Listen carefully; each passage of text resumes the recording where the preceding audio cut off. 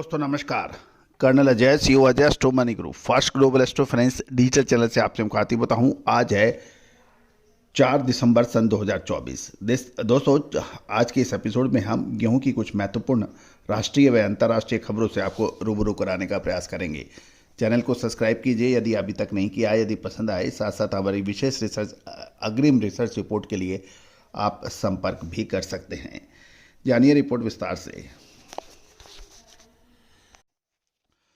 दोस्तों, खबर निकल के आ रही है कि गेहूं की बुआई में देरी से उपज पर असर पड़ सकता है, किसान चिंतित हो रहे हैं। खबर निकल के आ रहा है कि किसान गेहूं की फसल को लेकर काफ़ी चिंतित दिखाई दे रहे हैं। इस वर्ष बुआई में देरी से उपज प्रभावित हो सकती है। बुआई में देरी से फसल की प्रोडक्टिविटी यानी उत्पादकता पर काफ़ी असर पड़ सकता है, क्योंकि इससे कटाई का समय बढ़ जाएगा, जिससे फसल गर्मी की स्थिति का सामना करेगी और अनाज के दाने यानी गेहूं के दाने सुकड़ सकते हैं। इस वर्ष बुआई में देरी के कई कारण माने जा रहे हैं, जिसमें धान की कटाई में देरी, साथ साथ डीएपी जिसे डायमोनियम फॉस्फेट कहते हैं, फर्टिलाइजर की कमी और उच्च तापमान शामिल है। देर से बुआई का मतलब कम उपज मानी जाती है। एक हफ्ते की देरी से 2 क्विंटल की उपज कम हो जाती है। साथ साथ पंजाब कृषि विश्वविद्यालय ने कहा है कि हालांकि गेहूं की बुआई में की बुआई 30 नवंबर तक हो जानी चाहिए। कुछ हिस्सों में बुआई दिसंबर और जनवरी में भी की जा सकती है। दूसरी ओर अंतर्राष्ट्रीय खबरें ये निकल के आ रही हैं कि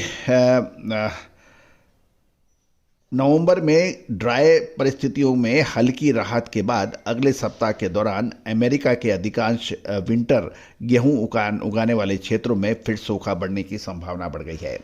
दूसरी ओर जापान ने ऑस्ट्रेलिया, कनाडा और अमेरिका से 1,11,405 मैट्रिक टन गेहूं खरीदने के लिए टेंडर जारी किया है, जिसमें 56,945 मैट्रिक टन विशेष रूप से अमेरिका से मंगवाने का प्रस्ताव है।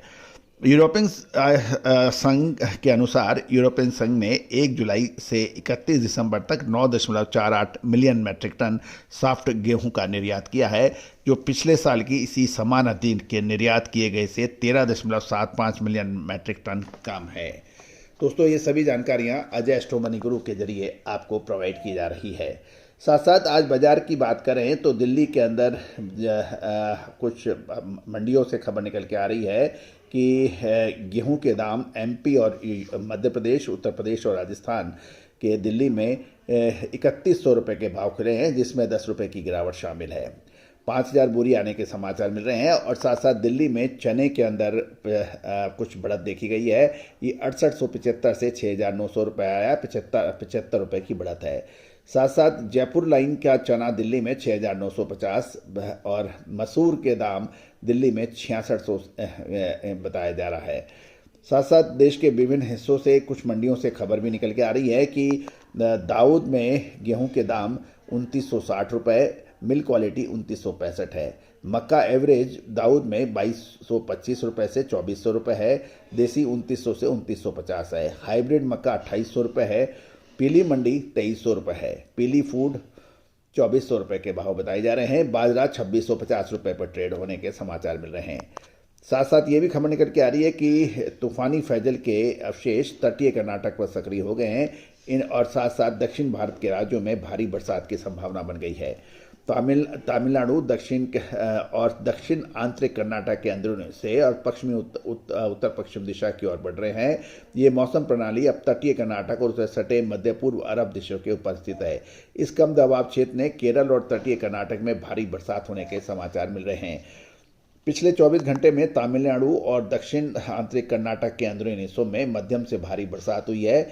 और भारी बरसात वाले में मैंगलोर 156 मिलीमीटर की बरसात होने के समाचार मिले हैं। दोस्तों, ये सभी जानकारियां आपको अजय एस्ट्रो मनी गुरु के जरिए प्रोवाइड की जा रही है। हमारे चैनल को सब्सक्राइब करना ना भूलें। साथ साथ हमारा साप्ताहिक न्यूज़पेपर 3000 रुपये वार्षिक शुल्क पर उपलब्ध है, जिसमें देश विदेश की महत्वपूर्ण एग्रो कमोडिटीज से संबंधित खबरें आपको उपलब्ध होती हैं। दोस्तों, आज हमारा वीकली न्यूज़पेपर हिंदी और इंग्लिश आज समान रूप से राष्ट्रीय व अंतर्राष्ट्रीय स्तर पर समान रूप से लोकप्रिय है। सिंगापुर, इंडोनेशिया, मलेशिया के अतिरिक्त नेपाल, भूटान, श्रीलंका, पाकिस्तान आदि में लगातार इसकी मांग बढ़ रही है। आप भी अपनी कॉपी बुक कीजिए, आज ही संपर्क करें। All the very best, good luck, happy trading.